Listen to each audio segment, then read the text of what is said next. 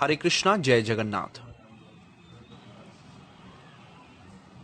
प्रभुंक सम्मुखरे दीप जालिबा पई किछि आवश्यकता अछि कि? प्रभुंकु पूजा करिबा पई रीतिनीतिर आवश्यकता अछि कि? आम पई तिलक लगेइबा आवश्यक कि? ध्यान रे बसिबा आम पई आवश्यक कि?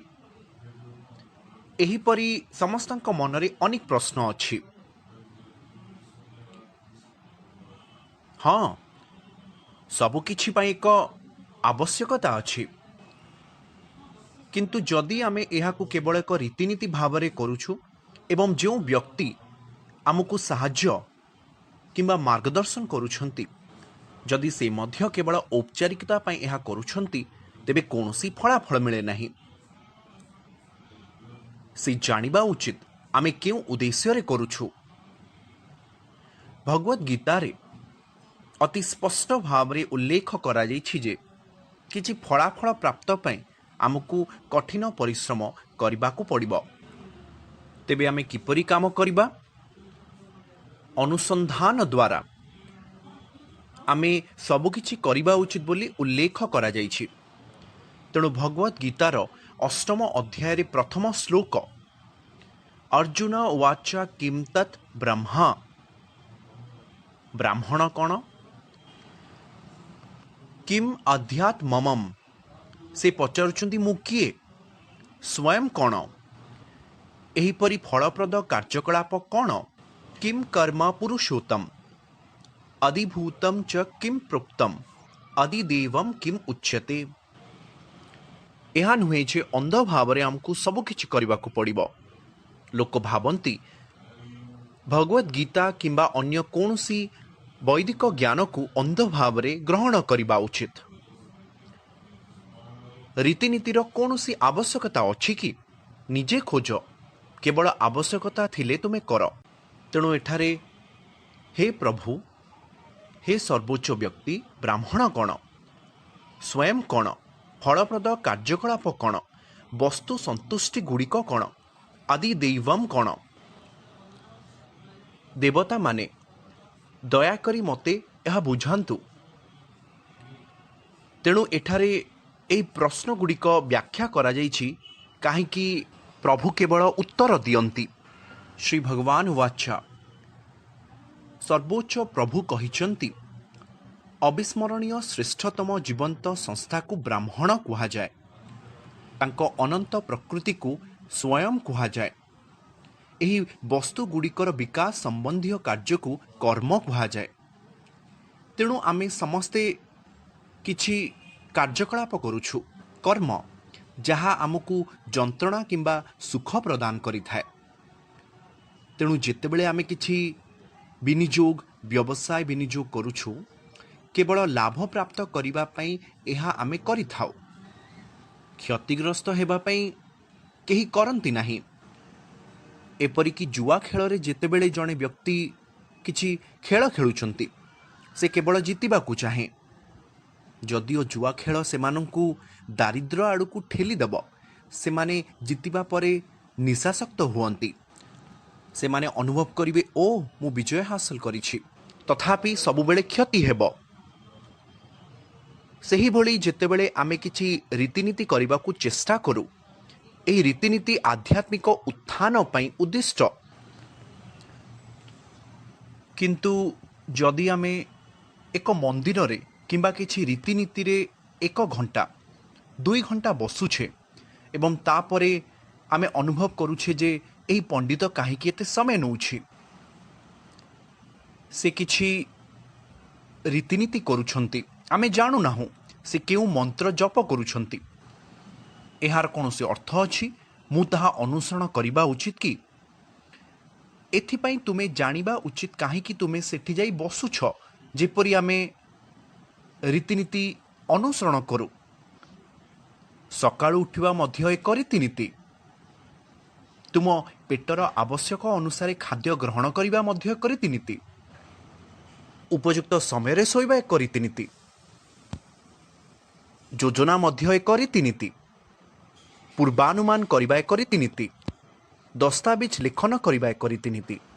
ଯଦି ତୁମେ ଏକ ଚାର୍ଟାର୍ଡ ଆକାଉଣ୍ଟାଣ୍ଟ ପାଖକୁ ଯାଅ, ସେମାନେ ଅନେକ ମାନଦର୍ଶନ ଦିଅନ୍ତି କିପରି ଏକ ସଂସ୍ଥା ଚଳାଇବେ, ତୁମ ଦେଣନେଣର ହିସାବ କିପରି ରଖିପାରିବ। ତେଣୁ ଅନେକ ରୀତିନୀତି ଅଛି। ରୀତିନୀତି ନିଜେ ଭୁଲ ନୁହେଁ, କିନ୍ତୁ କେଉଁ ଉଦ୍ଦେଶ୍ୟରେ ତୁମେ ରୀତିନୀତି କରୁଛ, ସକାଳୁ ରାତି ପର୍ଯ୍ୟନ୍ତ ବସି କିଛି କାମ କରୁଛନ୍ତି, ସେମାନେ କ'ଣ କରୁଛନ୍ତି ତାହା ଜାଣନ୍ତି ନାହିଁ, କୌଣସି ଲାଭ ନାହିଁ। ଜଣେ ଆଧ୍ୟାତ୍ମବାଦୀ ହେବାକୁ ହେଲେ ତୁମକୁ ବେଦ ଦ୍ୱାରା ଦିଆଯାଇଥିବା ପ୍ରତ୍ୟେକ ରୀତିନୀତି ଅନୁସରଣ କରିବାକୁ ପଡ଼ିବ ନାହିଁ। ତେଣୁ ଭଗବଦ୍ ଗୀତା ଏବଂ ବୈଦିକ ସାହିତ୍ୟରେ କୁହାଯାଏ, ପ୍ରତ୍ୟେକ କର୍ମ ଆମକୁ କିଛି ଭଲ କିମ୍ବା ଆମକୁ ଖରାପ ପ୍ରଦାନ କରିପାରେ। ତେଣୁ ଆମକୁ ଭଲ କର୍ମ କରିବାକୁ ପଡ଼ିବ। ସେହି କର୍ମ ନୁହେଁ ଯାହା ଆମକୁ ଏହି ବସ୍ତୁ ଜଗତରେ ବାନ୍ଧି ରଖିବ। ରାମାୟଣରେ ରାବଣ ବହୁତ ବଡ଼ ବୈଦିକ ପଣ୍ଡିତ ଥିଲେ। ବୈଦିକ ରୀତିନୀତିରେ ପାରଦର୍ଶିତା ଥିବା ସତ୍ତ୍ୱେ ସେ ସୀତା ଦେବୀଙ୍କୁ ଅପହରଣ କରିଥିଲେ। ତେଣୁ ସେ ନୈତିକବାଦୀ ନଥିଲେ, ସେ ଜଣେ ଚତୁର ବ୍ୟକ୍ତି ନଥିଲେ। ସମସ୍ତ ଯୋଗ୍ୟତା ସହିତ ଜଣେ ବଡ଼ ପଣ୍ଡିତ ହୋଇ ମଧ୍ୟ ସେ ନିଜ ଇନ୍ଦ୍ରିୟକୁ ନିୟନ୍ତ୍ରଣ କରିପାରିଲେ ନାହିଁ। ଦଶକଣ୍ଠ ସେମାନେ କୁହନ୍ତି ତାଙ୍କର 10ଟି ମୁଣ୍ଡ ଥିଲା, ବୁଦ୍ଧି ଶକ୍ତି ମସ୍ତିଷ୍କ ଥିଲା। ଏତେ ବଡ଼ ମସ୍ତିଷ୍କ ଥିବା ସତ୍ତ୍ୱେ ଯଦି ସେହି ମସ୍ତିଷ୍କ ଭୁଲ କାମ ପାଇଁ ବ୍ୟବହୃତ ହୁଏ, ତେବେ କୌଣସି ଲାଭ ନାହିଁ। ଯେତେବେଳେ ରାବଣ ସୀତା ଦେବୀଙ୍କୁ ଅପହରଣ କରିବାକୁ ଗଲେ, ସେ ତାଙ୍କ ସହିତ ମାରିଚ ରାକ୍ଷସକୁ ନେଇଥିଲେ। ସେ ରାବଣଙ୍କର ସମ୍ପର୍କୀୟ ଥିଲେ। ତେଣୁ ମାରିଚ କହିଲେ, ମୁଁ ଏହି ଛୋଟ ବାଳକ ରାମଙ୍କୁ ଦେଖିଛି। ଯେତେବେଳେ ସେ ଏକ ଛୋଟ ପିଲା ଥିଲେ, ସେ ମୋତେ ଆକ୍ରମଣ କରିଥିଲେ, ଯେତେବେଳେ ମୁଁ ସେମାନଙ୍କୁ ଜଙ୍ଗଲରେ ବିଚଳିତ କରିଥିଲି। ବିଶ୍ୱାମିତ୍ର ମୁନି ସହ ପ୍ରଭୁ ରାମ ଜଙ୍ଗଲକୁ ଆସିଥିଲେ ଏବଂ ଯେତେବେଳେ ସେ ରାକ୍ଷସମାନଙ୍କ ଉପରେ ଆକ୍ରମଣ କରିଥିଲେ, ଜଣେ ରାକ୍ଷସୀଙ୍କର ମୃତ୍ୟୁ ହୋଇଥିଲା ଏବଂ ମାରିଚ ରାକ୍ଷସଙ୍କର 1000 ଯୋଜନା ବିଫଳ ହୋଇଥିଲା। ଅର୍ଥାତ୍ ଅନେକ ଦୂରତା ଯାଏ ସେ ଯାଇ ତଳେ ପଡ଼ିଥିଲେ। ସେ କହିଲେ, ମୁଁ ତାଙ୍କୁ ଜାଣେ, ମୋର ନିଶ୍ଚିତ ରୂପେ ହତ୍ୟା ହୋଇଯିବ। ତେଣୁ ରାବଣ କହିଲେ, ଦେଖ ମାରିଚ, ମୁଁ କିମ୍ବା ରାମ ତୁମର ହତ୍ୟା କରିବେ, ତୁମେ ନିଷ୍ପତ୍ତି ନିଅ। ତେଣୁ ମାରିଚ ସ୍ଥିର କଲେ, ରାବଣଙ୍କର ଅପେକ୍ଷା ରାମଙ୍କ ହାତରେ ମରିବା ଭଲ। କାରଣ ରାମଙ୍କ ହାତରେ ମରିବା ମଧ୍ୟ ମୁକ୍ତି ଅଟେ ଏବଂ ଦାନବଙ୍କ ହାତରେ ମରିଲେ କ'ଣ ଲାଭ ଅଛି? ତେଣୁ ସେ ଏକ ହରିଣ ହୋଇଗଲେ। ରାମ ଆସି ତାଙ୍କୁ ହତ୍ୟା କଲେ ଏବଂ ପରେ ଜଣାପଡ଼ିଲା ଯେ ସେ ଏକ ଦାନବ। ସେ ଫେରିବା ବେଳକୁ ସୀତା ଦେବୀ ସେଠାରେ ଆଉ ନାହାନ୍ତି। ରାବଣ ଅପହରଣ କରି ଚାଲି ଯାଇଥିଲେ। ଏଠାରେ ଅନେକ ଗୁଣର ଅଧିକାରୀ ବ୍ୟକ୍ତି, ସେ ଯାଦୁ ଜାଣିଥିଲେ। ସେ ରଣନୀତି ବ୍ୟବହାର କରୁଛନ୍ତି କିପରି ଅପହରଣ କରିବେ। ଏହା ମଧ୍ୟ ମସ୍ତିଷ୍କ ଆବଶ୍ୟକ କରେ। ଯେପରି ଚୋର ଚୋରି କରିବା ପାଇଁ ମଧ୍ୟ ଯୋଜନା ପ୍ରସ୍ତୁତ କରିଥାଏ। ଯଦି ଜଣେ ରାଜନେତା କିଛି ଠକେଇ କରିବା ପାଇଁ ଲୋକଙ୍କୁ ପ୍ରତାରଣା କରିବାକୁ ଚାହାନ୍ତି, ସେଠାରେ ମଧ୍ୟ କିଛି ବୁଦ୍ଧି ବ୍ୟବହାର କରାଯାଏ। ସାଧାରଣତଃ ସେମାନେ କୁହନ୍ତି କିଛି ରାଜନେତା ଶିକ୍ଷିତ ନୁହନ୍ତି, ତେଣୁ ସେମାନେ ସମାଜ ପାଇଁ କ'ଣ କଲ୍ୟାଣ କରିବେ। ଭଲ କିମ୍ବା ମନ୍ଦ କରିବା ପାଇଁ ଶିକ୍ଷାର କୌଣସି ଆବଶ୍ୟକତା ନାହିଁ। ଭଲ କିମ୍ବା ମନ୍ଦ କରିବା ପାଇଁ ତୁମର ଯଥେଷ୍ଟ ମସ୍ତିଷ୍କ ଅଛି। ତୁମର ଉଦ୍ଦେଶ୍ୟ ଆବଶ୍ୟକ। କୌଣସି ଭଲ କିମ୍ବା ମନ୍ଦ କରିବା ପଛରେ ତୁମର ମସ୍ତିଷ୍କ ଦରକାର। ତେଣୁ ରାଜନେତାମାନେ ମଧ୍ୟ ଅନେକ ପ୍ରତାରଣା କରନ୍ତି। ରାବଣ ସୀତାଙ୍କୁ ଅପହରଣ କରିବା ପାଇଁ ସମସ୍ତ ରଣନୀତି ବ୍ୟବହାର କରିଲେ। ଯେତେବେଳେ ସେ ମାତା ସୀତାଙ୍କୁ ନେଇ ଯାଉଥିଲେ, ସେ ସମସ୍ତଙ୍କୁ ସାହାଯ୍ୟ ପାଇଁ ଗୁହାରି କରିଥିଲେ। ସେ ରାମଙ୍କୁ ଡାକିଲେ, ରାମ ରାମ। ସେହିପରି ସେ କ୍ରମାଗତ ଭାବରେ ଡାକିଲେ, ମୋ ସହିତ କ'ଣ ହେବ? ମୁଁ ମୋ ସ୍ୱାମୀଙ୍କ ଠାରୁ ଅଲଗା ହୋଇପାରିବି ନାହିଁ। ଏକ ସତର୍କତା ଭାବରେ ସେମାନେ କୁହନ୍ତି, ଯେତେବେଳେ ତୁମେ ଏକ ବିପଦପୂର୍ଣ୍ଣ ସ୍ଥାନକୁ ଯାଉଛ, ସେଠି ତୁମେ ନିଜ ପରିବାର କିମ୍ବା ପତ୍ନୀଙ୍କ ସହିତ ଯିବା ଉଚିତ ନୁହେଁ। ସୀତା ବିବାହିତ ଥିଲେ, ବହୁତ କମ୍ ବୟସ ହୋଇଥିଲା। ବିବାହ ପରେ ସେ ଅଯୋଧ୍ୟାକୁ ଆସିଲେ ଏବଂ ପ୍ରଭୁ ରାମଙ୍କର ରାଜ୍ୟାଭିଷେକ ପୂର୍ବକ ତାଙ୍କୁ ଜଙ୍ଗଲକୁ ଯିବା ପାଇଁ ଆଦେଶ ମିଳିଥିଲା।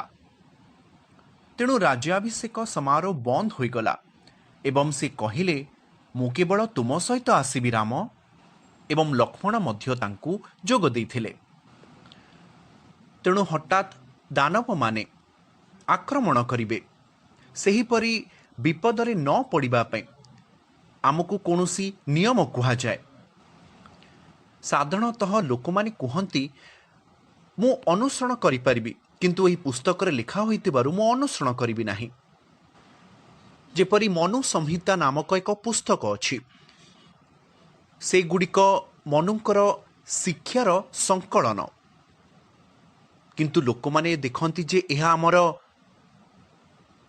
ଆମର ସ୍ୱାଧୀନତାକୁ, ଏହା ଅନୁସରଣ କରିବାକୁ ଥିବା ନିୟମକୁ ଅପମାନିତ କରୁଛି। ତେଣୁ ଭଲ ହେବ ତୁମେ ଏହି ପୁସ୍ତକକୁ ଜାଳି ଦିଅ। ପ୍ରକୃତରେ ଏହିପରି ଲୋକମାନେ ମନୁ ସଂହିତା ବିଷୟରେ କଥାବାର୍ତ୍ତା ହୁଅନ୍ତି। କିନ୍ତୁ ଆମର ସୁରକ୍ଷା ପାଇଁ ଏଗୁଡ଼ିକ ସମସ୍ତ ନୈତିକ ସଂକେତ। ସେଗୁଡ଼ିକ ଆଧ୍ୟାତ୍ମିକତା ନୁହେଁ। ତୁମେ ଦେବତାଙ୍କ ନିକଟକୁ ଫେରିପାରିବ ନାହିଁ କିମ୍ବା କିଛି ନୈତିକ ପୁସ୍ତକ ଅନୁସରଣ କରି ତୁମେ ମୁକ୍ତି ପ୍ରାପ୍ତ କରିପାରିବ ନାହିଁ। କିନ୍ତୁ ଆମ ସତର୍କତା ପାଇଁ ତାହା କୁହାଯାଇଛି। ତେଣୁ ଯେତେବେଳେ ମାତା ସୀତା ପୁଷ୍ପକ ବିମାନରେ ଆକାଶରେ ଯାତ୍ରା କରୁଥିବା ବେଳେ, ତେଣୁ ରାବଣ ଅତ୍ୟଧିକ ଉଚ୍ଚ ମିଶନାରୀ ବ୍ୟବହାର କରୁଥିଲେ। ଯାତ୍ରା କରିବା ପାଇଁ ତାଙ୍କ ପାଖରେ ବିମାନ ଥିଲା। ଏହା କେବଳ ବର୍ତ୍ତମାନ ନୁହେଁ, ଆମକୁ ଟିକେଟ୍ କିଣି ଏୟାରୱେଜ୍ ଯିବାକୁ ପଡ଼ିବ। ବିଶେଷ କରି ବର୍ତ୍ତମାନ ଆମକୁ ମାସ୍କ ପିନ୍ଧି ଯାତ୍ରା କରିବାକୁ ପଡ଼ିବ। ତେଣୁ ଭ୍ରମଣ କରିବା ସମୟରେ ଏହା ନୁହେଁ ଯେ ତୁମେ କୌଣସି ସୁରକ୍ଷା ବିନା ଭ୍ରମଣ କରିବ। ସେଠାରେ ଅନ୍ୟାନ୍ୟ ରୀତିନୀତି ମଧ୍ୟ ଅଛି, ଔପଚାରିକତା ଅଛି। କିନ୍ତୁ ସେତେବେଳେ କୌଣସି ଔପଚାରିକତା ନଥିଲା। ତୁମେ ଉଡ଼ିପାରିବ, କିନ୍ତୁ ତୁମେ ସେହି କ୍ଷମତାର ଜଣେ ବ୍ୟକ୍ତି ହେବା ଉଚିତ। ତାହା ନୁହେଁ ଯେ ସେତେବେଳେ ସମସ୍ତେ ବିମାନ ବ୍ୟବହାର କରୁଥିଲେ। ତେଣୁ ଯୋଗୀଙ୍କ ପାଖରେ ବିମାନ ଥିଲା। ସିଦ୍ଧ ଲୋକମାନେ ବିମାନ ଆବଶ୍ୟକ କରନ୍ତି ନାହିଁ, ସେମାନେ ତ ନିଜେ ଉଡ଼ିପାରିବେ।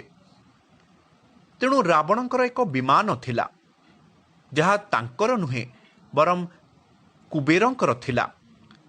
ସେ ତାହାକୁ ବଳପୂର୍ବକ ଭାବେ ଚୋରି କରିଥିଲେ ଏବଂ ତାହାକୁ ବ୍ୟବହାର କରୁଥିଲେ। ତେଣୁ ଯେତେବେଳେ ସେ ଆକାଶରେ ଉଡ଼ୁଥିଲେ, ଏହା ଏକ କାହାଣୀ ନୁହେଁ, ଏହା ବାସ୍ତବରେ ହୋଇଥିଲା।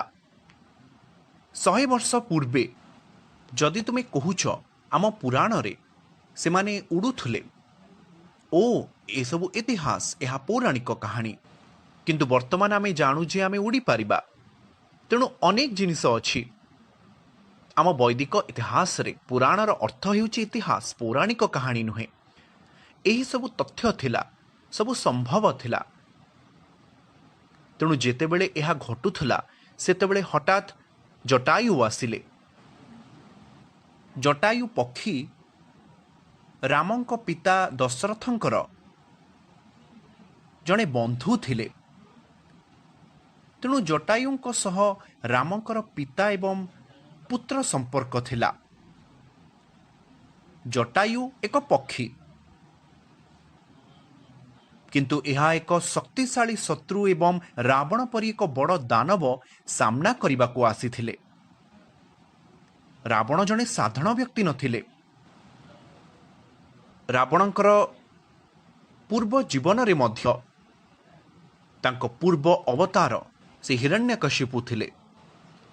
जदि रावण निज भ्रूलता को उठाउथिले सेतेबेले देवता किन्नर माने समस्ते पलायन करुथिले, अत्यधिक शक्तिशाली थिले। हिरण्यकशिपु होई रावण होई मध्य से शक्तिशाली थिले, किंतु हिरण्यकशिपुଙ୍କ परि शक्तिशाली नथिले। अन्य लोकमानଙ୍କ द्वारा मध्य नियंत्रित होई पारुथिले। तांकर किछि अभिशाप थिला, तेणु से सबुठी जाई परिले नाही, बलिंक निकटकू जाई परिले नाही। बलि एवं सुग्रीव आमे सेमानंकु जाणु। रामायण रे बलि एते शक्तिशाली थिले जे तांको एक वरदान थिला, जे तांको सामना को आसे से तांकर समस्त शक्ति छड़े नहीं पारिबे। रावण बलि को बहुत भय करुथिले। थरे बलि गाधोइबाकू आसीथिले एक नदी रे। रावण तांकर शक्ति जानिथिले, तेणु से तांकू धरिबाकू जाइथिले, किंतु बलि तांकू धरिथिले। तांकू समस्त नदी रे बुड़ाई देइथिले, जेउठी तांकू तांकर रीतिनीति करिबाकू थिला। बहुत शक्तिशाली थिले। सेहीपरि रावणकर मध्य किछि शत्रु थिले, शक्तिशाली शत्रु, किंतु साधारणतः तांकर एक वरदान थिला जे से काहा द्वारा परास्त होई परिबे नाही, जणे मनीष व्यतीत। तेणु प्रभु निजे एक मानव रूप रे आसी तांको हत्या कले। कारण दानव माने बड़ कौशल करबाकू चेष्टा करती मृत्युरु रक्षा पाइबा पाई। जेपरी वर्तमान अनेक वैज्ञानिक सिद्धांत अछि किपरि मृत्युरु मुक्ति पाइबे, किंतु वैज्ञानिक अग्रगति सत्वे नूतन नूतन रोग आसुछि। ज्वररु किछि संक्रमण पर्यंत, किछि फ्लू, किछि महामारी, केते जिनिस आसुछि, किंतु आमर नियंत्रण नाही। तेणु आमे शिक्षारे किंबा प्रजुक्ति विद्यारे बहुत शक्तिशाली होइथिबा, किंतु मृत्यु तो सुनिश्चित अटे। मृत्यु बाध्यतामूलक, किंतु ज्ञानी व्यक्ति मृत्यु विषय चिंता करे नाही।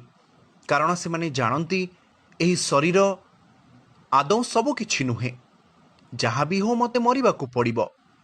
तेणु मु काहेकि मो जीवन विषय चिंता करिबि। वास्तव रे आमे समस्ते बंचिबा आवश्यक।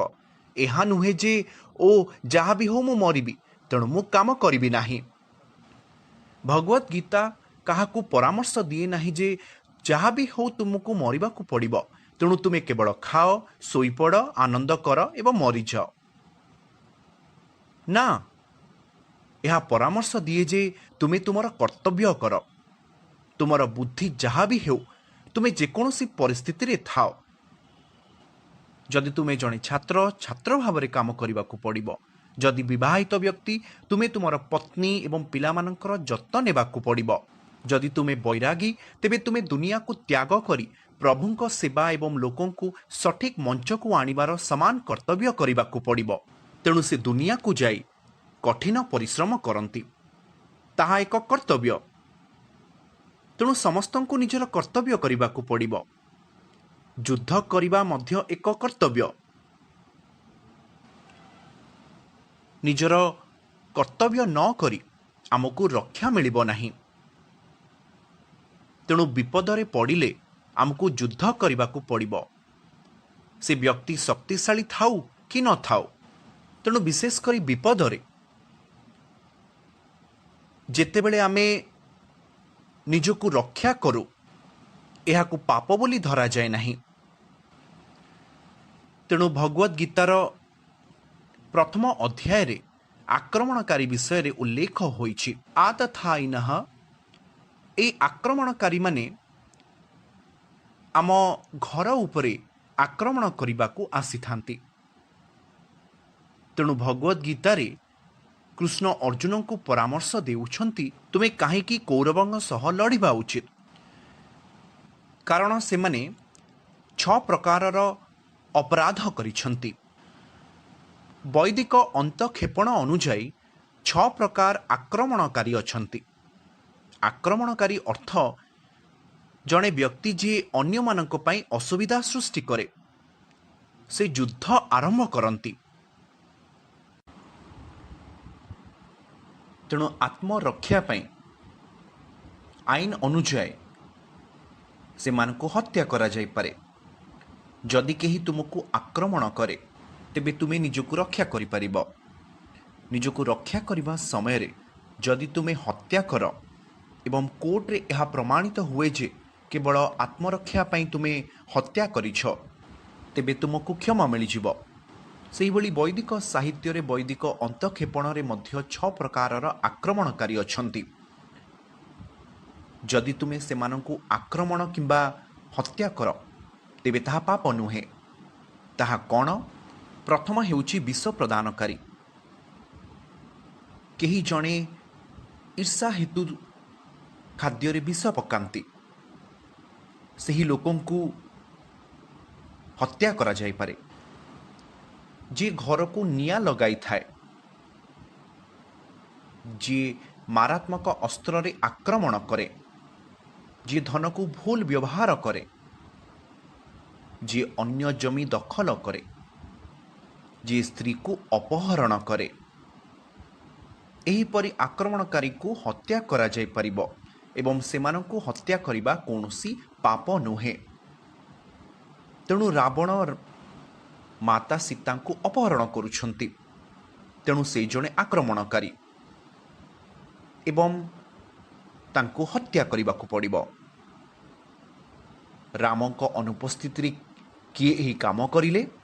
ରାମଙ୍କ ପ୍ରତିନିଧି ଜଟାୟୁ ଏହି କାମ କଲେ। ଜଟାୟୁ ଏହା ଜାଣନ୍ତି ଯେ ରାବଣ କେତେ ଶକ୍ତିଶାଳୀ ଅଟନ୍ତି, ତଥାପି ସେ ଯୁଦ୍ଧ କରିବାକୁ ଗଲେ। ସେ ଆଗକୁ ଯାଇ ରାବଣକୁ ଅଟକାଇଲେ। ରାବଣ ପଚାରିଲେ, ତୁମେ କିଏ? ମୂର୍ଖ ପକ୍ଷୀ, ମୋ ପଥରୁ ହଟିଯାଅ। ଜଟାୟୁ କହିଲେ, ତୁମେ ମୋର ଯୁଦ୍ଧର ସାମ୍ନା କର, ତୁମେ ଯାଇପାରିବ ନାହିଁ। ସେ କହିଲେ, ଠିକ୍ ଅଛି। ତେଣୁ ସେ ଛୁରୀ ନେଇ ଜଟାୟୁର ଡେଣା କାଟିଦେଲେ। ଜଟାୟୁ ଆକାଶରୁ ଖସି ପଡ଼ି ସେ ମରିଗଲେ। ତେଣୁ ମୃତ୍ୟୁ ପର୍ଯ୍ୟାୟରେ ମଧ୍ୟ ସେ ନିଜର କର୍ତ୍ତବ୍ୟ କରିଲେ। ତେଣୁ ଜଟାୟୁ କର୍ତ୍ତବ୍ୟ କରିବାର ଏକ ଉଦାହରଣ ଅଟନ୍ତି।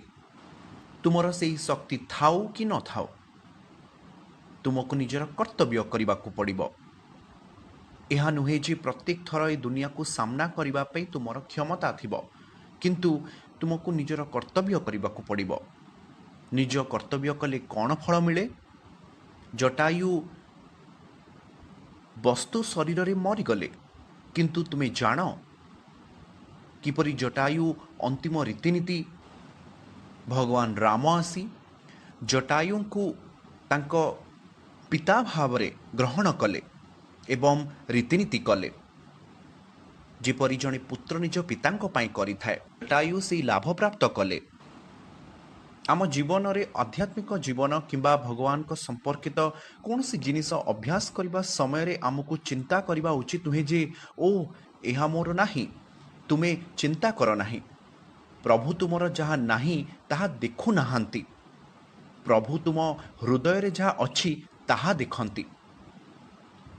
ଆଧ୍ୟାତ୍ମିକ ଜୀବନରେ କୌଣସି ସଫଳତା ଏବଂ ବିଫଳତା ନଥାଏ, କେବଳ ସଫଳତା ଥାଏ ଏବଂ ତାହା ହେଉଛି ତୁମେ ସର୍ବୋଚ୍ଚ ପ୍ରଭୁଙ୍କୁ ସନ୍ତୁଷ୍ଟ କରୁଛ, ଯାହା ପ୍ରକୃତ ସଫଳତା। ବାହ୍ୟତାରେ କାହାରି ପାଖରେ ପ୍ରଚୁର ଅର୍ଥ, ବହୁ ପ୍ରତିଭା ଥାଇପାରେ, କିନ୍ତୁ ଯଦି ଏହି ପ୍ରତିଭା ପ୍ରଭୁଙ୍କ ସେବା ପାଇଁ ବ୍ୟବହାର ହୁଏ ନାହିଁ, ତେବେ ଏହା ସବୁ ଅଦରକାରୀ ହୋଇଯାଏ। ତେଣୁ ରାବଣର ବହୁତ ଭଲ ଗୁଣ ଥିଲା, କିନ୍ତୁ ଏହା ସବୁ ଅଦରକାରୀ ହୋଇଗଲା। ଶ୍ରମ ଏବ ହି କେବଲମ୍, ସବୁ ଅଦରକାରୀ ହୋଇଗଲା। ଏହା ତାଙ୍କର ତପଃ ଅର୍ଥାତ୍ ସେ ନିଜ ତପସ୍ୟା ଶକ୍ତି କାହାକୁ ହତ୍ୟା କରିବା ପାଇଁ ବ୍ୟବହାର କରୁଛନ୍ତି। से आदौ भावप्रवण नुहंती जोटी आवश्यक हुए। तेणु रावण एक खराब उदाहरण। आमे खराब उदाहरण अनुसरण करवा नहीं। तेणु प्रभु राम कौन कले? रावण सीता को अपहरण करने परे से केवल कांदी भावुथिले, ओ मु कौन करिबी, मु जणे दायित्ववान व्यक्ति, मते जणे नैतिकवादी हेबाकु पड़िबो, मु रावण को क्षमा करिबी। से कौन एहा भाविथिले? से निजर भीरुता दिखाइथिले कि? से कौन कापुरुष थिले कि? ना, राम रावण को यथेष्ट शिक्षा देइछंती, जहा मानव जाति इतिहास रे तुलनात्मक नुहे। कारण हेउछि एही प्रकारर आक्रमणकारी को हत्या करने पड़िबो। एहा नुहे जे प्रभु राम तांकु जाई युद्ध करने पड़िबो। वर्तमान से निर्वासन रे अछंती, से राज्य बाहरी आसिछंती, से अयोध्या को फेरी रावण सहित युद्ध करने को सैन्य आनी नथिले। तांकर विश्वास निष्ठा थिला, ना जहा आवश्यक ताहा मु करिबी। एवं से बानरर साहाय्य लोड़िले। से माने मनीष मध्य नथिले, बरम पशु थिले। तेणु सेमानंक साहाय्य नि सेही समयर अति शक्तिशाली दानव सहित युद्ध करिले। तेणु शेष रे रावण को प्रभु राम हत्या कले। तापरे माता सीता को से फेरे आनिले। जेतेबेले माता सीता फेरी आसिले, प्रभु राम तांकु सीधा सड़क ग्रहण कले नाही एवं से कहिले तुमको अग्नि परीक्षा देबाकू हेबो। तेणु एक अग्नि बलिदान थिला, जेउठारे तांकु एक परीक्षा दी निजको पवित्र बोली प्रमाण करने को हेबो। तेणु यह शुणिले आमे भाबुजे से कि प्रकार व्यक्ति एवं लोक माने तांकु ईश्वर भावे पूजा करती। एवं माँ सीता से जणे भल पवित्र पत्नी थिले एवं राम दानव थिले। से किपरि माता सीता को संदेह करि पारंती। तेणु बेले बेले नैतिकवादी नारीवादी माने एही प्रकार प्रश्न करती जे माता सीता भगवान राम को प्रश्न करने उचित थिला जे तुमे मो पई एहा किपरि करि परिबो। प्रकृत रे प्रभु राम रामायण रे, मूल रामायण रे, वाल्मीकि रामायण रे अग्नि परीक्षा विषय केबे कहि नाहांती। से केवल कहिले मु तुमको ग्रहण करिबि नाही। खास सेतिपाई माता सीता एक अग्नि प्रस्तुत कले। से लक्ष्मण को कहिले तुमे दयाकरी बाड़ी प्रस्तुत कर, मो अग्नि रे प्रवेश करिबि। माता सीता अग्नि रे प्रवेश कले एवं परे से पुणी सेथिरु बाहर को आसिले। सेही मुहूर्त रे समस्ते आश्चर्य हेले जे माता सीता किपरि बाहर को आसिले। तेणु कुर्मा पुराण रे यह व्याख्या करा जाइछि, जेउथिपाई आमको आचार्यंक ठारू सेही शास्त्रर कर्तृपक्षंक ठारू कौनसी ज्ञान जानिबा को हेबो। एहा नुहे जे मैक्स मिलर तुमको प्रभु रामंक इतिहास विषय रे तुमको कहिबे। वैदिक साहित्य को इंग्राजी भाषा रे अनुवाद करने समय रे मैक्स मिलर निज सुविधा पाई लिखिबे किंबा सही पुस्तक लिखिबा पाई मिलिथिबा प्रायोजक व्यक्ति मानक पाई लिखिबे किंबा तांको प्रकाशक मानक अनुसार से लिखिबे। से वैदिक ज्ञान अनुଯାयी लिखिबे नाही। वैदिक ज्ञान को एवं परंपरा प्राप्तमरु नेबा उचित। जेपरि तुमे कॉलेज को जाओ एवं एक प्राधिकृत अनुष्ठान रु शिक्षा प्राप्त कर। एक डाक्टरी चिकित्सक हेबाको हेले ତୁମକୁ ପ୍ରାଧିକୃତ ଅନୁଷ୍ଠାନକୁ ଯିବାକୁ ପଡ଼ିବ। ସେହିଭଳି ବୈଦିକ ବୁଝାମଣା ଅନୁଯାୟୀ ଏହାକୁ ବୁଝିବା ପାଇଁ ତୁମକୁ ଏକ ଉପଯୁକ୍ତ ଅନୁଶାସନକୁ ଯିବାକୁ ପଡ଼ିବ। ତେଣୁ କୁର୍ମ ପୁରାଣଙ୍କ ଅନୁଯାୟୀ ଯେତେବେଳେ ରାବଣ ସୀତାଙ୍କୁ ଅପହରଣ କରିବାକୁ ଆସିଥିଲେ, ସେତେବେଳେ ସେ ଅଗ୍ନି ଦେବତାଙ୍କୁ ପ୍ରାର୍ଥନା କରିଥିଲେ ଏବଂ ଅଗ୍ନି ଦେବତା ତାଙ୍କୁ ନେଇଗଲେ ଏବଂ ରାବଣ ମାତା ସୀତାଙ୍କ ସ୍ଥାନରେ ଏକ ମାୟା ସୀତା ରଖିଥିଲେ ଏବଂ ସେ ରାବଣଙ୍କର ସ୍ଥାନରେ ଥିଲେ ପ୍ରକୃତ ସୀତା ଅଗ୍ନି ଦେବତାଙ୍କ ସହିତ ସେ ଥିଲେ। ଭଗବାନ ରାମ ଏହା ଜାଣିଥିଲେ ଏବଂ ଯେତେବେଳେ ମାୟା ସୀତା ଅଗ୍ନିରେ ପ୍ରବେଶ କଲେ, ପ୍ରକୃତ ସୀତା ଦେବୀଙ୍କୁ ଅଗ୍ନି ଦେବତା ବାହାରକୁ ଆଣିଥିଲେ ଏବଂ ତାହା ହେଉଛି ରାମାୟଣ। ତେଣୁ ରାମାୟଣର ଜଟିଳତା ବିଷୟରେ ଆମେ ଜାଣିପାରିବୁ ନାହିଁ। କାହିଁକି ଏପରି କୁହାଯାଇଛି ଆମେ ଜାଣିବୁ ନାହିଁ। ତେଣୁ ଆମକୁ ଏହାର ପୃଷ୍ଠଭୂମି ଜାଣିବାକୁ ପଡ଼ିବ, ନଚେତ୍ ଆମେ କେବଳ ପ୍ରଭୁ ରାମ କିମ୍ବା ସୀତାଙ୍କୁ ସମାଲୋଚନା କରିପାରିବା। କିମ୍ବା ଏହିପରି ଅନେକ କାହାଣୀ ଅଛି ଯାହାକୁ ଲୋକମାନେ କୁହନ୍ତି ରାମାୟଣରେ କାହିଁ ଘଟିଛି, ଯେପରି ମାତା ସୀତାଙ୍କୁ ଜଙ୍ଗଲକୁ ପଠାଗଲା। କାହିଁ ତାଙ୍କୁ ଜଙ୍ଗଲକୁ ପଠାଗଲା, ଏହା ଏକ ରହସ୍ୟ। ସେ ଗର୍ଭବତୀ ଥିଲେ ଏବଂ ପରେ ତାଙ୍କର 2ଟି ପୁତ୍ର ଜନ୍ମ ହେଲେ। କେବଳ କିଛି ଲୋକ ଯେଉଁମାନେ ରାମଜୀଙ୍କ ରାଜ୍ୟ ଉପରେ ଭୁଲ ମନ୍ତବ୍ୟ ଦେଇଛନ୍ତି, ସେ ତାଙ୍କୁ ଜଙ୍ଗଲକୁ ପଠାଇ ପାରିବେ? ରାମଜୀଙ୍କ ରାଜ୍ୟ ଯଦି ଦେଖିବେ, ନାଗରିକମାନେ ତାଙ୍କ ଶାସନ ପାଇଁ ବହୁତ ଆତୁର ଥିଲେ, କାରଣ ସେ ତାଙ୍କ ରାଜ୍ୟର ଶେଷ ପର୍ଯ୍ୟାୟ ପର୍ଯ୍ୟନ୍ତ ଶାସନ କରିପାରନ୍ତି ଯେତେବେଳେ ସେ ଶାସନ କରୁଥିଲେ। ତେଣୁ ସେତେବେଳେ ନାଗରିକଙ୍କ ପାଇଁ କୌଣସି ଚିନ୍ତା ନଥିଲା। ଜଣେ ଉପଯୁକ୍ତ ରାଜା ଥିଲେ, ମୃତ୍ୟୁ ମଧ୍ୟ ଠିକ୍ ସମୟରେ ଘଟିଥାଏ। ଯେତେବେଳେ ରାମଜୀ ଶାସନ କରୁଥିଲେ, ଗୋଟିଏ ମାମଲା ଘଟିଥିଲା।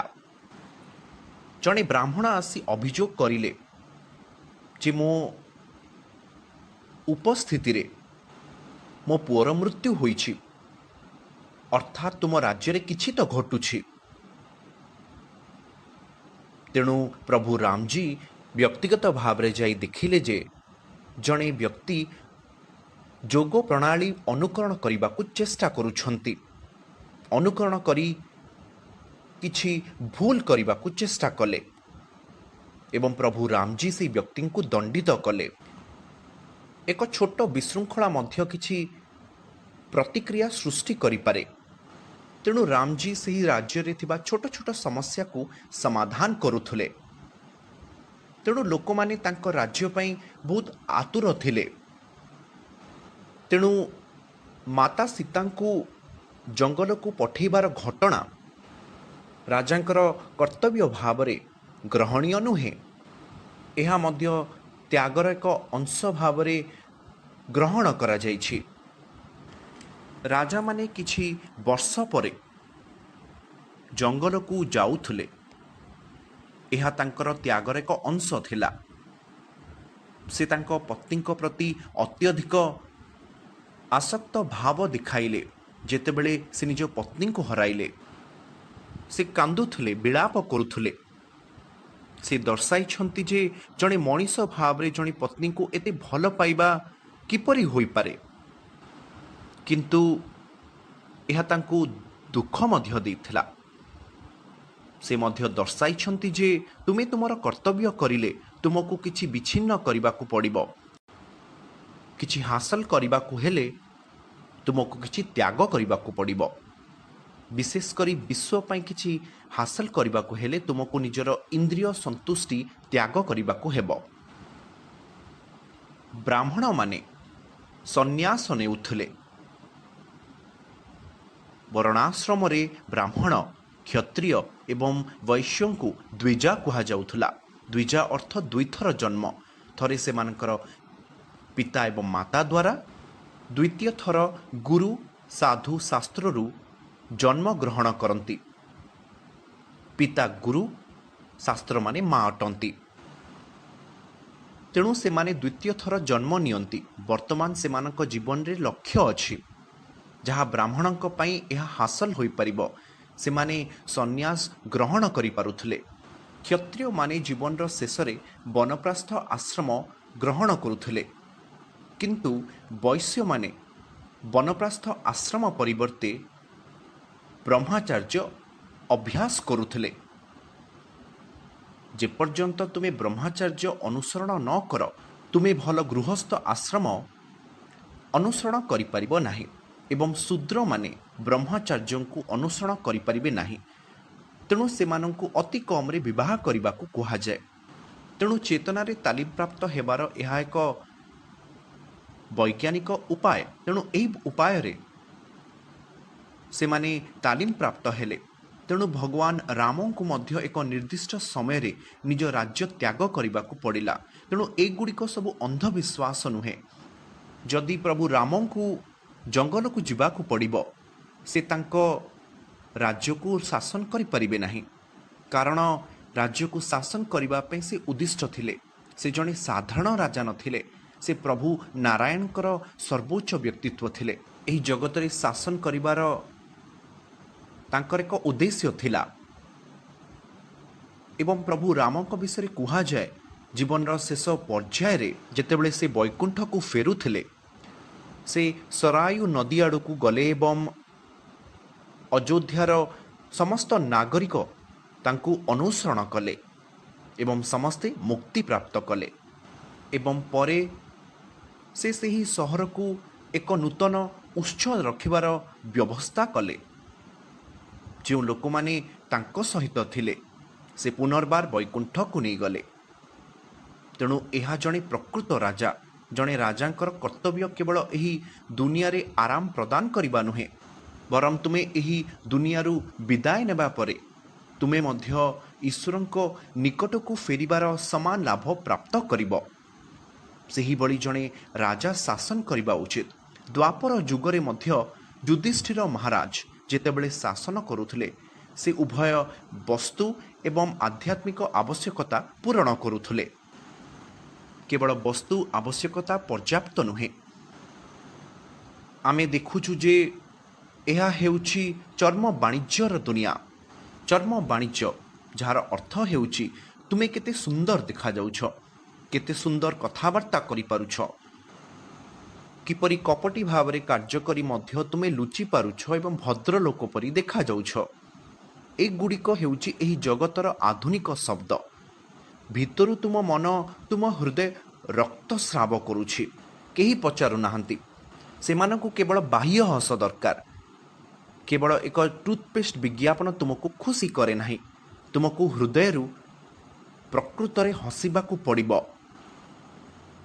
अनेक फोटोग्राफ अछि जोंठी लोक कहंती हस पुणी सेल्फी उठांती, सही परी से माने फोटोग्राफ नियंती। जेतेबेले आमे कोनोसी कार्यक्रम को जाओ एवं से माने फोटो उठांती, से माने कहंती हस एवं समस्ते हसंती। हुए तो केवल फोटोग्राफ पाई से माने सब भूल बुझामणा को भूली जानती। चर्म वाणिज्यर अर्थ केवल फोटोग्राफ नुहे, वीडियो मध्य अछि जहाँ तुमे मार्केट रे उपस्थापना करी टंका रोजगार करबाकू पड़िबो। तेणु तुमको जड़े भल व्यवसायी, इंजीनियर किबा डॉक्टर हेबाकू पड़िबो। किछि डॉक्टर अछंती जो माने रोगी को सामने हसंती नाही। से माने मध्य किछि औषध सेवन करंती किपरि सबुबेले हसिबे। किछि इंजीनियर अछंती जो माने अधिक निशा सेवन करंती राति रे उठी परिश्रम करिबा पई। किंतु आईन अनुजाई तुमे किछि डोज परे अधिक ग्रहण करिबा उचित नुहे, किंतु एक छोट डोज ताहाकू नेबा पे अनुमति दिया जाए। वैदिक साहित्य रे कहंती कोनोसी मांस खाइबो नाही, मद्यपान करिबो नाही, जुआ खेलिबो नाही किंबा अवैध यौन संपर्क नाही। किंतु आधुनिक शब्दरे जदि तुमे यह सब कहब नार अर्थ तुमे जड़े निराशावादी। तेणु ठीक अच्छी टिके टिके डोज नबा। एई टिके डोज बेले बेले अधिक डोज होई जिवो एवं तापरे तुमको बासंद करा जिवो। एवं क्रीडारे सेमाने द्रुत गति रे दौड़िबा पाई किंबा बॉक्सिंग पाई ड्रग नियंती एवं धरा पड़ती। चलचित्र रे मध्य आमे सुनी थाउ से माने विभिन्न कारणरू ड्रग्स निउथिबे जहाँ आमे जानी न थाउ। किंतु शेषरे कौन घटे सेमानंकर चेतनार विनाश। सुख केउटी अछि?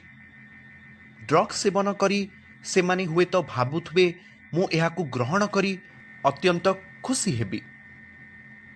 सेही समान जिनिस सेमाने कॉलेज दिन रे गोटिए सिगरेट नहीं सेमाने भाबंती मु बहुत खुशी हेबी। सिगरेट रु ड्रग्स सुख केउटी अछि?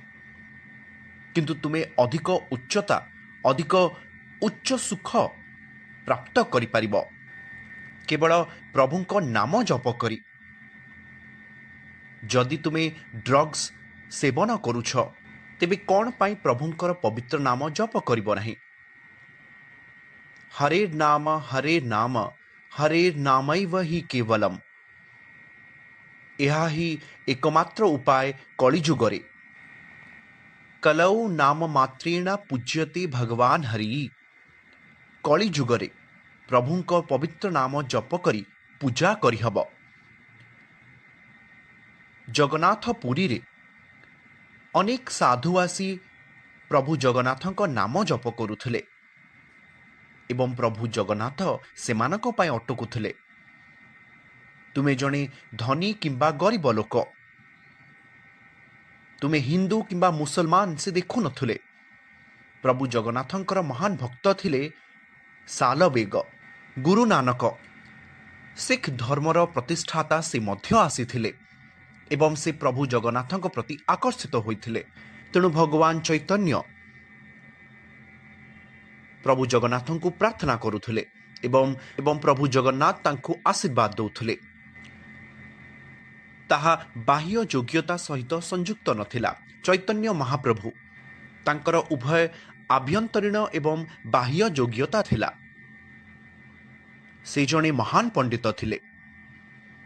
पिला बेले तांकु निमाई पंडित कहा जाउथला, किंतु सन्यास हेबा परे से निजर समस्त पांडित्य को त्याग करिले।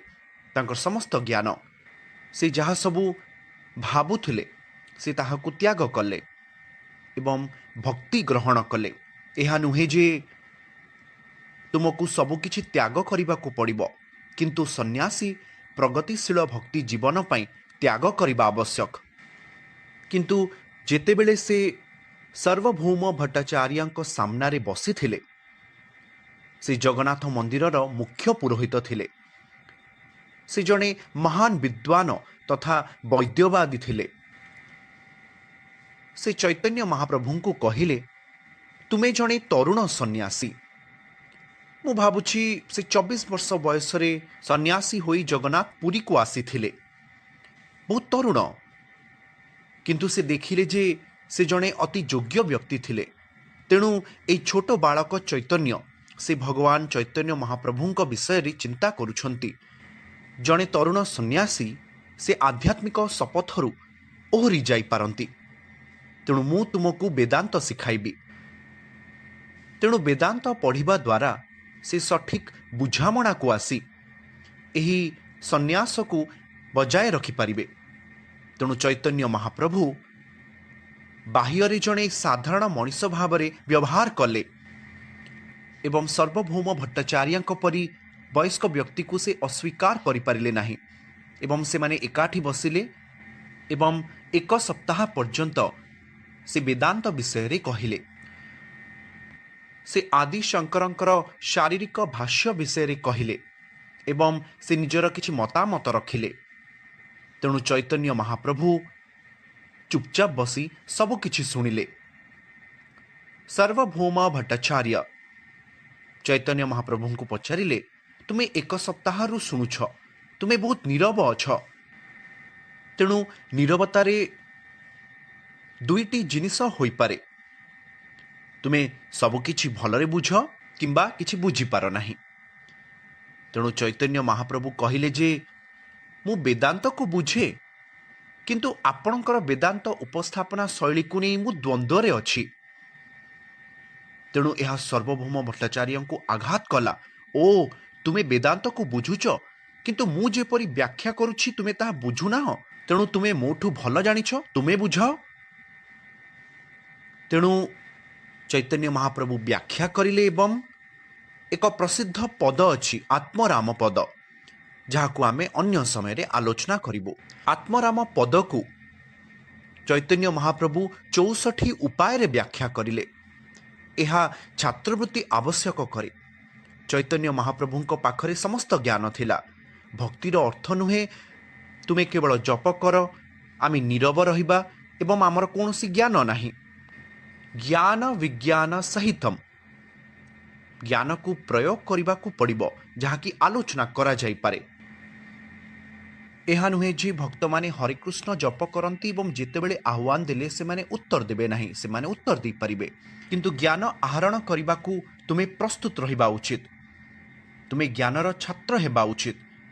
ଏହା ନୁହେଁ ଯେ ତୁମେ କେବଳ ଆହ୍ୱାନ ଦେବାକୁ ଆସିଛ, ଆହ୍ୱାନ ଗ୍ରହଣ କରାଯାଏ ଯଦି ତୁମେ ପ୍ରକୃତ ଆନ୍ତରିକ ସନ୍ଧାନକାରୀ ବ୍ୟକ୍ତି ଅଛ।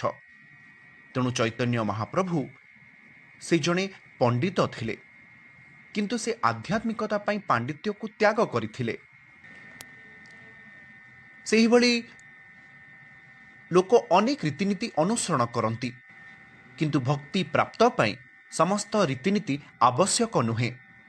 ସହଜ ରୀତିନୀତି ଉଲ୍ଲେଖ କରାଯାଇଛି, ଯଜ୍ଞାନାମ୍ ଜପ ଯଜ୍ଞୋସ୍ମି। ତେଣୁ ବିଭିନ୍ନ ପ୍ରକାରର ଯଜ୍ଞ ଅଛି। ଆମର ଅଗ୍ନି ଯଜ୍ଞ ଅଛି, କାମ ଯଜ୍ଞ ଅଛି, କିନ୍ତୁ ସବୁ ଯଜ୍ଞ ମଧ୍ୟରେ ଜପ ଯଜ୍ଞୋସ୍ମି କୃଷ୍ଣ ଭଗବତ ଗୀତାରେ କହୁଛନ୍ତି। ଏବଂ ଜପ ଯଜ୍ଞରେ ସେଥିପାଇଁ ଆମେ ଜପ କରୁ, ହରେ କୃଷ୍ଣ କୃଷ୍ଣ କୃଷ୍ଣ ହରେ ହରେ, ହରେ ରାମ ରାମ ରାମ ହରେ ହରେ। ତେଣୁ ଏହି ମହାମନ୍ତ୍ର ଜପ କରି ଏବଂ ଏହା ପୂର୍ବରୁ ଶ୍ରୀକୃଷ୍ଣ ଚୈତନ୍ୟ, ପ୍ରଭୁ ନିତ୍ୟାନନ୍ଦ, ଶ୍ରୀ ଅଦ୍ୱୈତ ଗଦାଧର, ଶ୍ରୀବାସାଦି ଗୌର ଭକ୍ତ ବୃନ୍ଦା ଏହି ରୀତିନୀତି ଜପ କରି ଆମେ ମଧ୍ୟ ଦୈନନ୍ଦିନ 16 ରାଉଣ୍ଡ ହରେ କୃଷ୍ଣ ମହାମନ୍ତ୍ର ଜପ କରିବାର ରୀତିନୀତି ପାଳନ କରୁ। ଏହା ମଧ୍ୟ ଏକ ରୀତିନୀତି। ଯଦି ତୁମେ ସକାଳୁ ରାତି ପର୍ଯ୍ୟନ୍ତ ପୂଜା କରିପାରୁନାହଁ, ଯାହା କଳିଯୁଗରେ ପରାମର୍ଶ ଦିଆଯାଏ ନାହିଁ, ଏହି ମନ୍ଦିର ପୂଜା ପାଠରେ ଅତ୍ୟଧିକ ରୀତିନୀତି ପାଳନ କରିବା ଦ୍ୱାପର ଯୁଗରେ ସୁପାରିଶ କରାଯାଇଥିଲା। ଏକ ଯୁଗ ଧର୍ମ ଅଛି, ପ୍ରତ୍ୟେକ ବୟସରେ ଏକ ଧର୍ମ ଅଛି, ନିୟମ ପାଳନ କରିବାକୁ ହେବ। ତେଣୁ କଳିଯୁଗ ପାଇଁ ଏହି ଜପ ଯଜ୍ଞ ଯଥେଷ୍ଟ। ତେଣୁ ଯେତେବେଳେ ତୁମେ ପଞ୍ଚତତ୍ଵ ମନ୍ତ୍ର ଜପ କରୁଛ ଏବଂ ହରେକୃଷ୍ଣ ମନ୍ତ୍ର ଜପ କରୁଛ ରୀତିନୀତି ଭାବରେ, 2 ଘଣ୍ଟା ମଧ୍ୟରେ 16 ରାଉଣ୍ଡ ଜପ ମଧ୍ୟ କରିପାରିବ, କିମ୍ବା ବେଳେବେଳେ ଧୀର ଜପ କରୁଥିବା ବ୍ୟକ୍ତି ପାଇଁ 3 ଘଣ୍ଟା ଲାଗିପାରେ। କିନ୍ତୁ ଯଦି ତୁମେ ଜପ କରୁଛ, କେବଳ ଏହାକୁ ଜପ କରି ତୁମେ ମୁକ୍ତି ପ୍ରାପ୍ତ କରିପାରିବ। କେବଳ କୀର୍ତ୍ତନାଦେବ ମାତ୍ରେଣ, କେବଳ ଈଶ୍ୱରଙ୍କର ନାମ ଜପ କରି ମୁକ୍ତି ମୋକ୍ଷ ପ୍ରଦାୟକମ୍, ତୁମେ ମୁକ୍ତି ପ୍ରାପ୍ତ କରିବ। ତେଣୁ ତୁମେ ଈଶ୍ୱରଙ୍କ ନାମ ଜପ କର। ଆମେ ଦେଖୁ କିପରି ଚୈତନ୍ୟ ମହାପ୍ରଭୁ ନାମ ଜପ କରନ୍ତି। ଏହା ନୁହେଁ ଯେ ଯେଉଁ ବ୍ୟକ୍ତି ଜପ କରିସାରିଛି ସେ ଅପରିଷ୍କାର କାର୍ଯ୍ୟ କରିପାରିବେ ଏବଂ ତାପରେ ସେମାନେ କହିବେ ମୁଁ ତ ଈଶ୍ୱରଙ୍କର ନାମ ଜପ କରୁଛି, ତେଣୁ ମୁଁ ଯାହା ଚାହେଁ ତାହା କରିପାରିବି। ଯେପରି ଔଷଧ ସେବନ କରିବା ସମୟରେ ତୁମକୁ କୁହାଯାଏ, ତୁମକୁ ଏକ ଡାଏଟ୍ ଦିଆଯାଏ, ତୁମକୁ ଅନୁସରଣ କରିବା ଉଚିତ। ତୁମେ କିଛି ଖାଅ ଏବଂ କିଛି ଖାଅ ନାହିଁ, କିଛି ପ୍ଲସ୍ ଏବଂ ମାଇନସ୍ ଅଛି। ତେଣୁ ଯେତେବେଳେ ତୁମେ ହରେକୃଷ୍ଣ ମନ୍ତ୍ର ଜପ କରୁଛ, ସେତେବେଳେ ପରାମର୍ଶ ଦିଆଯାଏ ଯେ ତୁମେ କିଛି ଆଧ୍ୟାତ୍ମିକ ନିୟମ ପାଳନ କରି କିଛି ପାପ ପୂର୍ଣ୍ଣ କାର୍ଯ୍ୟକଳାପ କରିବ ନାହିଁ, କିନ୍ତୁ ତୁମେ ହରେକୃଷ୍ଣ ମନ୍ତ୍ର ଜପ କରିବା ଉଚିତ। ପ୍ରସାଦ ଗ୍ରହଣ କରିବା ଅତ୍ୟନ୍ତ ସରଳ, ଘରେ ପ୍ରଦାନ କରିବା ଏବଂ ପ୍ରସାଦମ୍ ନେବା। ଏହା ଏକ ସରଳ ଜୀବନ। ଏହା ଆମକୁ ବହୁତ ଖୁସି ପ୍ରଦାନ କରେ। ଏହା ନୁହେଁ ଯେ ତୁମକୁ ସମସ୍ତ ରୀତିନୀତି ଅନୁସରଣ କରିବାକୁ ହେବ। ରାମାୟଣର, ଭଗବତ ଗୀତା ଏବଂ ମହାଭାରତର ଶିକ୍ଷା ଶେଷରେ ସବୁ ସମାନ ଅଟନ୍ତି। ତେଣୁ ଆମକୁ ଅନୁକୂଳ ଢଙ୍ଗରେ ଜିନିଷ ଗ୍ରହଣ କରିବାକୁ ଶିଖିବାକୁ ପଡ଼ିବ ଏବଂ ତାହାକୁ ପ୍ରତ୍ୟାଖ୍ୟାନ କରିବା ଯାହା ଆମର ଭକ୍ତି ସେବା ପାଇଁ ଅନୁକୂଳ ନୁହେଁ। ଆନୁକୂଲ୍ୟସ୍ୟ ସଂକଳ୍ପ ପ୍ରତିକୂଲ୍ୟସ୍ୟ ବର୍ଜନମ୍। ତେଣୁ ଏହିସବୁ ଆତ୍ମସମର୍ପଣର କିଛି ନୀତି। ତେଣୁ ଆମକୁ ଆଧ୍ୟାତ୍ମିକତା ଅନୁସରଣ କରିବାକୁ ପଡ଼ିବ ଏବଂ ଆମର ଭକ୍ତି ପାଇଁ ଅନୁକୂଳ ନୀତି ଗ୍ରହଣ କରିବାକୁ ପଡ଼ିବ। ଏହା ନୁହେଁ ଯେ ଯଦି ତୁମେ ଆରବ ଦୁନିଆକୁ ଯାଇଛ ତୁମ ପାଖରେ କିଛି ଜଳ ନାହିଁ, ତେଣୁ ଭାରତୀୟ ବୈଦିକ ନୀତି ଅନୁଯାୟୀ ତୁମକୁ 3 ଥର ଗାଧୋଇବାକୁ ପଡ଼ିବ।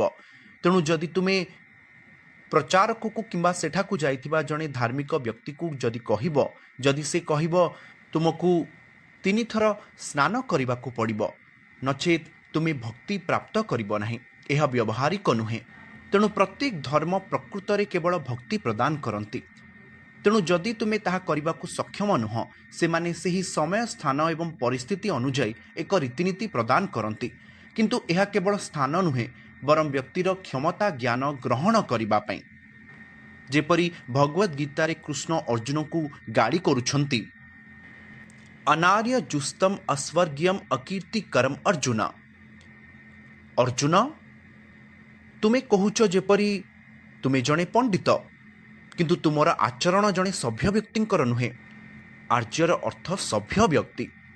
ଆମ ଆଧୁନିକ ପାଠ୍ୟପୁସ୍ତକରେ ଆର୍ଯ୍ୟ କିଛି ଲୋକଙ୍କ ପରି ଯେଉଁମାନେ କେନ୍ଦ୍ରୀୟ ଏସିଆରୁ ଆସି କିଛି ଦେଇଥିଲେ। ତେଣୁ ସେହିପରି କିଛି ବିକୃତ ସତ୍ୟ ଅଛି ଯାହା ବ୍ରିଟିଶ ଇତିହାସ କିମ୍ବା ଆମ ବିଦ୍ୟାଳୟ ପୁସ୍ତକ ଗୁଡ଼ିକରେ ସୃଷ୍ଟି ହୋଇଥିବା ଇତିହାସ ଦ୍ୱାରା ଉଲ୍ଲେଖ କରାଯାଇଛି।